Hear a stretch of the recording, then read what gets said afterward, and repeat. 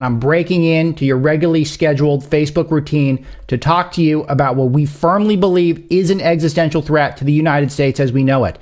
And this is the Democrats and their attempt to try to work in a vote by mail, mandatory vote by mail provision into the next stimulus package that will inevitably go out to deal with the country and the economic strife that we're in. They're trying to cram in this proposal that will no doubt, mark my words, no doubt lead to widespread voter fraud that will benefit the Democrat Party. That is right. I believe that if the Republicans cave on this issue and the Democrats will dig in as best they can, this will lead to fundamental changes in the United States and potentially could set us on a path where conservatives are not able to win at all on a statewide level and on a national level. Nancy Pelosi today was the latest to draw a line in the sand where she was on the low-rated show Morning Joe with Joe Scarborough on MSNBC, with, for those of you who are not familiar, is one of the cable news networks. She said the next stimulus will enable the American people to vote by mail. She says it as a fact, and her rationale will blow your mind. Here's what Pelosi had to say to Morning Joe. She said that she actually believes it leads you to the question, talking about this issue of voter fraud, what does Vladimir Putin have on President Trump personally, politically, financially, in every way? She's on the Putin conspiracy. And of course, Joe Scarborough doesn't cut in. No one cuts in on MSNBC. No one makes it seem as though this is at all debunked or crazy at this moment in time that the President of the United States, who's been an international businessman, a television star, and president for 4 years, and has been, I would say, tougher on Russia than Barack Obama, particularly when it comes to the Middle East, he is still Putin's puppet in the eyes of the MSNBC crowd. This is the sort of thing that doesn't get fact-checked by the fact-checkers. It's the sort of thing that does not get punished by the self-appointed powers that be that evaluate the veracity or truth of online content. No, she flat out speculates that this all has to do with Putin and letting Putin interfere with our elections. She continues.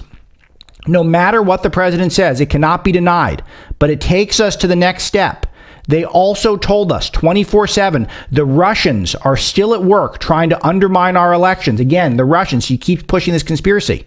She goes on, this is why we have an important chunk of money in this next bill, referring to the stimulus, that will enable us to protect the integrity of our elections, as well as enable the American people to vote by mail, especially at this time of a health danger in going to the polls. So she's connecting all of these dots that are all Democrat fantasies, that what we need because of the pandemic, it's going to be too dangerous to vote. It's going to be too dangerous even to request an absentee ballot, have it sent to you, and then vote with that. The vote by mail provision she's suggesting is far different than absentee voting. And this is the biggest point I can make.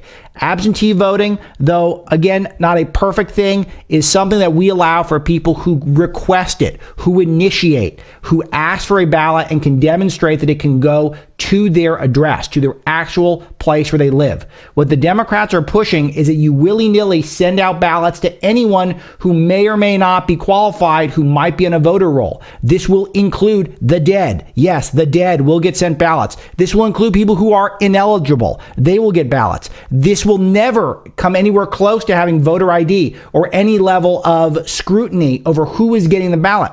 This will inevitably lead to ballot harvesting, where community organizers, full-time pros, funded by the Democrat left, they will be the people who will be able to handle your ballot and turn it in on your behalf. And maybe you're not a real person. Maybe you're one of the dead people. Maybe you're one of the people who should have been booted from the voter rolls a long time ago. And you're going to be someone whose vote will get handled by one of these community organizers. Now, which side of the political aisle is more organized? We learned this with the Obama administration. We learned this with the election of Obama.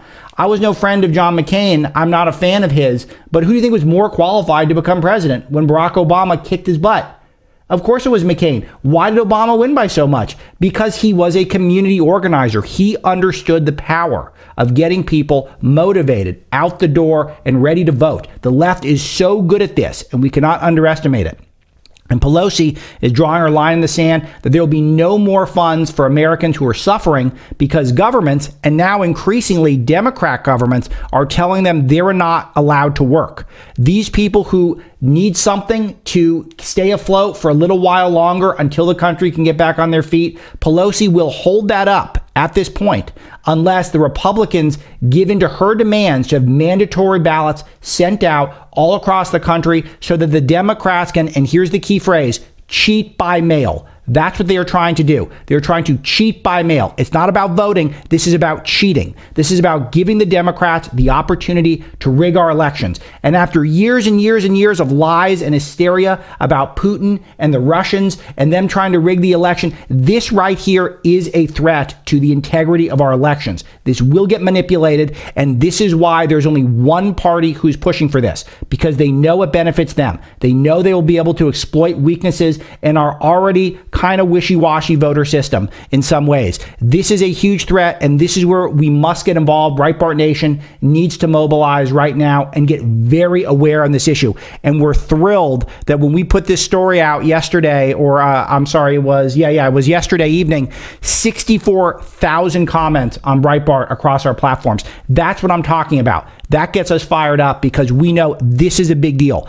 And you think that's going to make the Democrats stop? No. What happens today? Stacey Abrams. Trump is afraid of vote by mail because he's illegitimate and should not hold office. Kamala Harris says that for those of you who don't have vote by mail, you'll really enjoy it. It'll be fun for you to vote by mail because that's the whole purpose of voting, not because it's a sacred right enshrined in our Constitution. And we as good citizens want to inform ourselves and pick our leaders and respond to the initiatives and the referenda that we get to consider as citizens. No, it's about fun. We're going to have a great time. This is going to be really enjoyable. Maybe we'll have a glass of rosé while we're voting. Maybe we'll have a bunch of friends over and we'll have some cheese dip while we're voting. This could be great. It's such an insane comment. And yet this is what will be pushed in order to normalize this notion that will undermine our elections at a major level. Big deal. Again, those of you just joining me, I'm talking about one of the existential crises, if not the existential crisis of this global pandemic right now as we continue to flatten the curve. More on that in a moment. It is the Democrats threatening our voting system. It is time to get fired up. It is time to get activated right now. This should be very motivating to everyone.